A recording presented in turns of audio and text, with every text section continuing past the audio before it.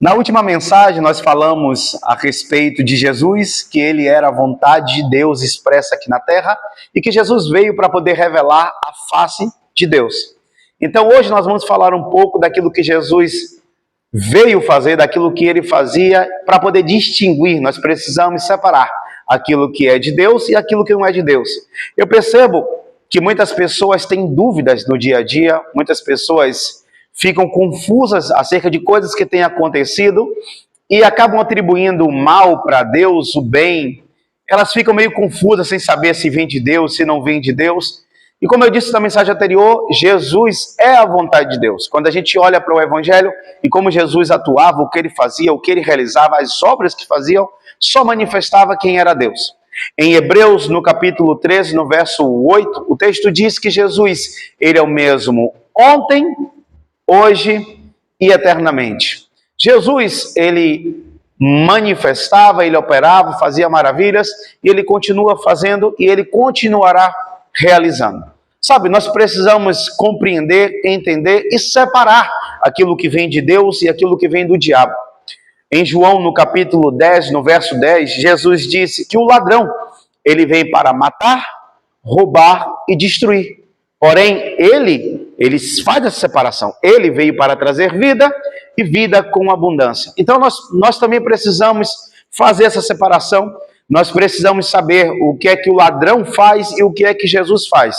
Jesus não veio para matar, para roubar, para destruir, como muitos pensam por aí. Muitas pessoas acabam atribuindo a Jesus enfermidades, morte, separação. Pessoas acreditam que o mal que tem acontecido no seu casamento seja atribuído a Deus e acabam dizendo que Deus está no controle de todas as coisas, que em tudo dá graças ao Senhor, por muitas vezes algo que o diabo tem feito. Só que nós precisamos conhecer as Escrituras para poder saber que a vontade de Deus ela é boa, ela é perfeita, ela é agradável para nós e que Jesus é aquele que vem trazer vida e não morte. Sabe, tem um texto bastante interessante em Atos, no capítulo 10, no verso 38, que diz assim: como Deus ungiu a Jesus de Nazaré com o Espírito Santo e com poder, e como ele andou por toda parte, fazendo o bem e curando a todos os oprimidos pelo diabo, porque Deus era com ele. Esse texto ele é muito rico, ele traz uma clareza muito grande daquilo que Deus fez através de Jesus, daquilo que Jesus fazia e como isso manifestava quem era Deus. A palavra diz que Deus ungiu a Jesus de Nazaré com Espírito Santo e com poder. Para propósito específico. Para que Jesus foi ungido por Deus? Simples. Deus ungiu Jesus de Nazaré com Espírito Santo e com poder, e ele acaba andando por toda aquela parte para poder curar a todos que estavam sendo oprimidos pelo diabo. Então, o texto nos deixa claro que o diabo é o opressor. O diabo é aquele que colocava as doenças, as enfermidades. E Jesus é aquele que veio para poder fazer o bem, andava fazendo o bem por onde ele passava. E ele curava pessoas que estavam sendo opressas pelo maligno, sabe?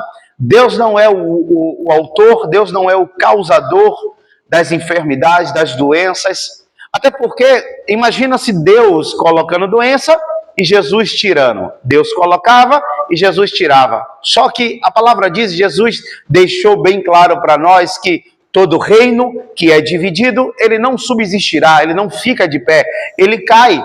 Então não tem como Deus colocar doenças e Jesus curar. Porque se Deus é o autor das doenças, quem será a nossa cura? Outra coisa, nós precisamos entender que tudo que Jesus fazia é porque ele era ungido por Deus, é porque Deus ele era com ele.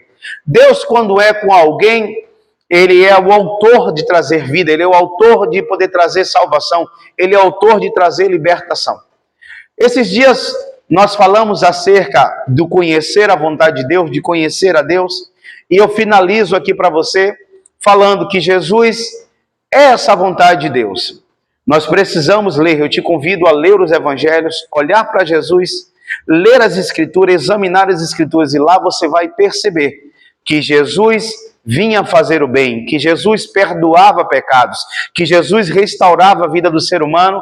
Jesus continua sendo o mesmo ontem, hoje e será eternamente. Creia nisso e seja sempre abençoado pela prática dessa palavra. Se essas mensagens têm edificado a sua vida, se Deus tem falado ao seu coração, eu quero te convidar a se inscrever em nosso canal. Não só se inscrever, mas também curtir, comente e compartilhe com todos, para que vidas sejam edificadas também.